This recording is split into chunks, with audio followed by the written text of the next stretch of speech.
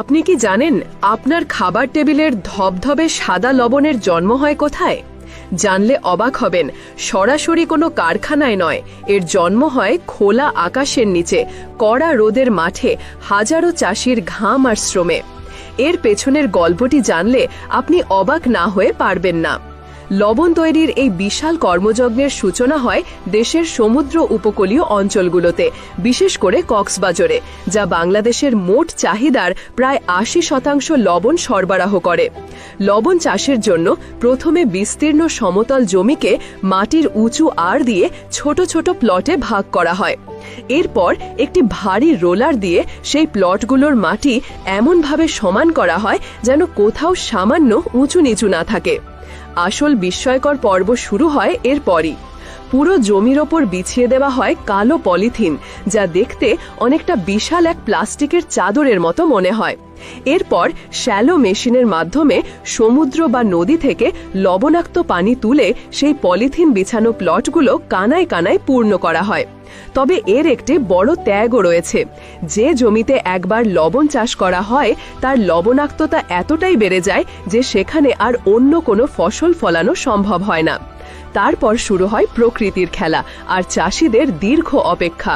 টানা ৬ থেকে ৮ দিন কড়া রোদের নিচে সেই পানিযুক্ত প্লটগুলোকে ফেলে রাখা হয়।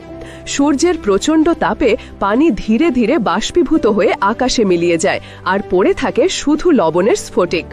পলিথিনের কালো চাদরের ওপর সাদা লবণের আস্তরণ এক অদ্ভুত দৃশ্যের জন্ম দেয়। এবার আসে লবণ সংগ্রহের পালা, আর এই দৃশ্যটি হয়তো আপনাকে সবচেয়ে বেশি চমকে দেবে। লবণ চাষিরা সেই লবণাক্ত জমির ওপর নেমে পড়েন, হাতে তুলে নেন একটি বড় কাঠের তক্তা, যা দিয়ে তারা পলিথিনের ওপর থেকে লবণ চিয়েছে একত্রিত করেন।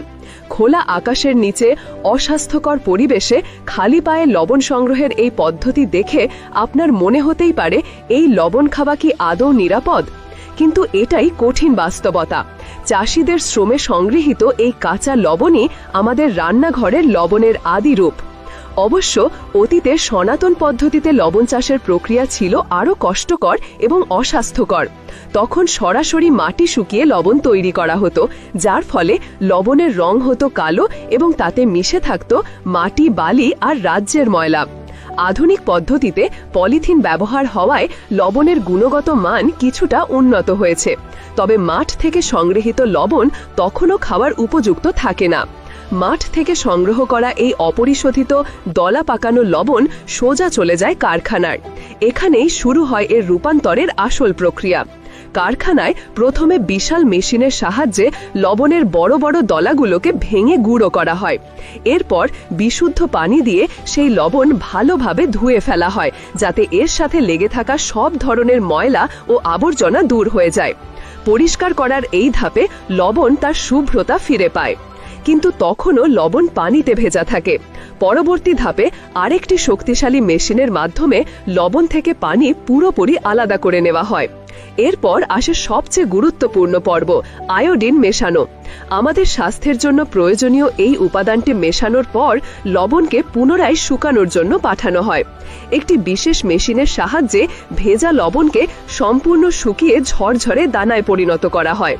অবশেষে সেই মিহি ও বিশুদ্ধ লবণ স্বয়ংক্রিয় প্যাকিং মেশিনে চলে যায় এবং বিভিন্ন কোম্পানির আকর্ষণীয় প্যাকেটে বন্দী হয়ে পৌঁছে যায় আমাদের রান্নাঘরে।